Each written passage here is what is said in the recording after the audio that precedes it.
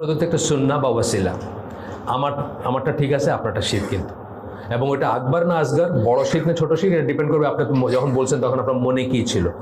এই জন্যই সূরা ইউসুফের 106 নম্বর আয়াতে আল্লাহ বলছেন যে অধিকাংশ মানুষ ক্লেম করবে তারা আল্লাহ বিশ্বাস করে, তথাপি তারা কিন্তু শিরকের লিপ্ত বা মুশরিক বা এই ধরনের সেন্স আছে এখানে কথাটায়। তো এই জন্য বিশ্বাসের জিনিসগুলা সবচেয়ে আগে অ্যাড্রেস করা হচ্ছে। এইটা ঠিক না করে বাকি কিছু করার মানেই হয় না। মসজিদ ভরে ফেলছেন মুসল্লি দিয়ে। আমাদের দেশে দেখা যায় মসজিদ ভরার দিকে একটা টান মানুষের, যেন তেনভাবে মসজিদ ভর্তি করে। 100 বৎসর নামাজ পড়লে ওই নামাজ মিনিংলেস যদি ওই লোক শিরকের উপর থাকে, ঠিক না?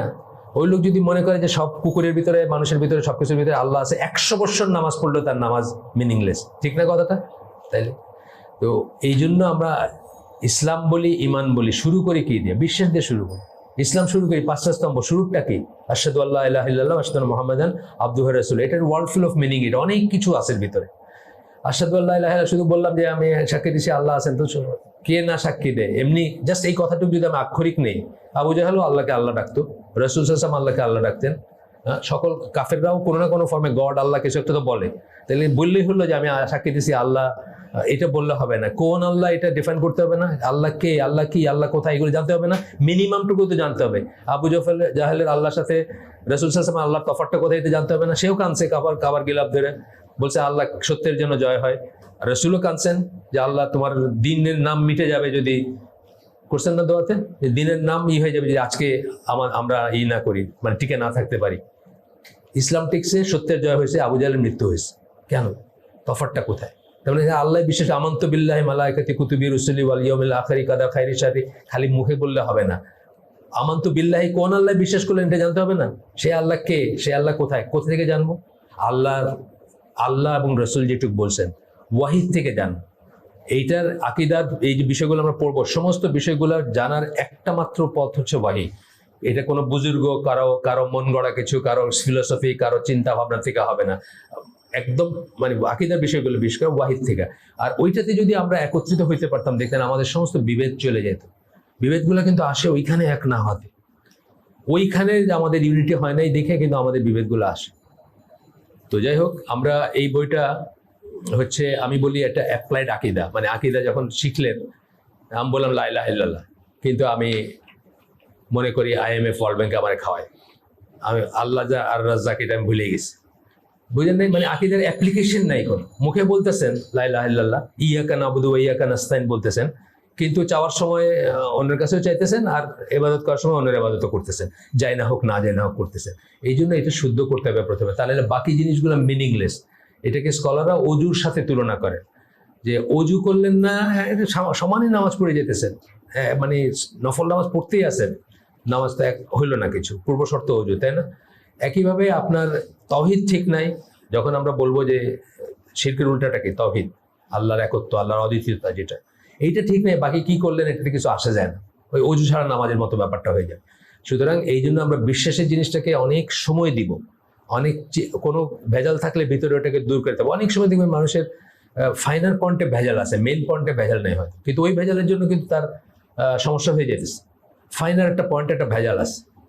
যেমন আল্লাহর সিফাতগুলো নিয়ে আমরা খুব ফেমাস জানি, যে বললেন মঞ্জুর ভাই বলে গেলেন, মুতাজিলারা তারা আল্লাহর সিফাতগুলোকে মিলাইতে পারে না, তাদের যুক্তি দিয়ে, তাদের দর্শন দিয়ে, তাদের চিন্তা দিয়ে, তাদের রেশনালিস্টিক যেগুলো লজিক যেগুলো, সেগুলো দিয়ে মিলাইতে পারে না। সুতরাং অস্বীকার করে যে আল্লাহ, তারা ইভেন কোরআন চেঞ্জ করার চেষ্টা করছে। একটা জায়গায় আল্লাহ হু আছে, সেটাকে আল্লাহ হা বানাইতে চাইছে, যে আল্লাহ কথা বলেন না, আল্লাহকে অবজেক্ট বানাইতে চাইছে। মুসা আল্লাহর সাথে কথা বলছেন, আল্লাহ যে কথা বলছেন এটা তাদের মাথায় ধরে না। একটা হারকাত চেঞ্জ করতে চাইছে, আপনারা জানেন, যারা আরবি জানেন, হু আর হা হইলে মিনিং চেঞ্জ হয়ে গেল। সেটা সমস্ত দুনিয়ার সকল মুসলিম স্কলার এটা প্রতিবাদ করছেন এবং এটাকে রোধ করছেন, কিন্তু তাদের মাথায় আসে না দেখে তারা জাস্ট একটা দাম্মাকে তারা ফাথা বানাইতে চাইছিল। কারণ এইভাবেই কিন্তু নষ্ট হবে। সুতরাং ফাইনাল ডিটেলসে জানার ব্যাপার আছে, এখানে সময় দেওয়ার ব্যাপার আছে। এটা খালি আসলাম, নামাজ পড়লাম, মানে মনে করলাম যে আমার তো সব ঠিকই আছে। আপনি রাস্তায় গিয়ে জিজ্ঞেস করেন, যে ইব্রাহিম বলে একটা ছেলে আছে না, ডাক্তার, ওই যে অনেকের ইন্টারভিউ নিচ্ছেন, লা ইলাহা ইল্লাল্লাহ মানে কি, 9 out of 10 বলতেই পারে না লা ইলাহা ইল্লাল্লাহ মানে কি। অথচ আমরা জানি শাহাদার শর্ত যখন পড়ছি, আমরা জানি শাহাদার 8টা বা 9টা শর্ত আছে, কেউ 8টা বলেন, কেউ 9টা বলেন। প্রথম শর্তটাই হচ্ছে আপনি কি বলতেছেন এটা জানবেন, আপনি লা ইলাহা ইল্লাল্লাহ অর্থ জানবেন। কোরআনে আল্লাহ বলছেন ফাআলাম আন্নাহু লা ইলাহা ইল্লাল্লাহ, সূরা মুহাম্মদ 19 নম্বর আয়াতে। আপনাকে জানতে বলছেন যে লা ইলাহা ইল্লাল্লাহ, আপনাকে মানে প্যারোটিং করতে শুধু বলেন নাই, তোতা পাখির মতো বলতে বলেন নাই। সো এইগুলা বোঝার ব্যাপার আছে। এই জন্য আপনাদের আমার এখানে ভাল লাগুক বা না লাগুক, লাগতে হবে এমন কোনো কথা নেই, নিজেরা পড়েন, কিন্তু বিশ্বাসের জিনিসগুলোকে সবসময় প্রপার করবেন, ঠিক করবেন। কারণ প্রতিটি মানুষের কাজ হচ্ছে তার বিশ্বাস অনুযায়ী, প্রতিটি মানুষের কাজ তার বিশ্বাস অনুযায়ী। যেদিন আপনি বিশ্বাস করেন যে দেশে, আমি ওয়েস্টার্ন ওয়ার্ল্ডের কথা বলছি বা আমাদের দেশেও, ওয়েদার ফোরকাস্ট শুনে যেদিন আপনি বিশ্বাস করেন যে আজকে সত্যি বৃষ্টি হবে, যেন আপনি ছাতি নিয়ে বাইরেন না। আপনি যখন ওয়েদার ফোরকাস্টে বিশ্বাস করেন, দেখা যায় যে হ্যাঁ, ওয়েদার ফোরকাস্ট প্রবাবিলিস্টিক একটা জিনিস, এটা বলা কিন্তু জায়েজ আছে, বাট ইনশাল্লাহ বলতে হবে সাথে। বড় স্কলারদের বিলাল ফিলিপসের কথা আছে বা অন্যদের কথা আছে যে এই যে আপনার ওয়েদার ফোরকাস্ট করে বলে যে বৃষ্টি হবে, এটা কি 70% chances of rain and thunder shower, এটা কি?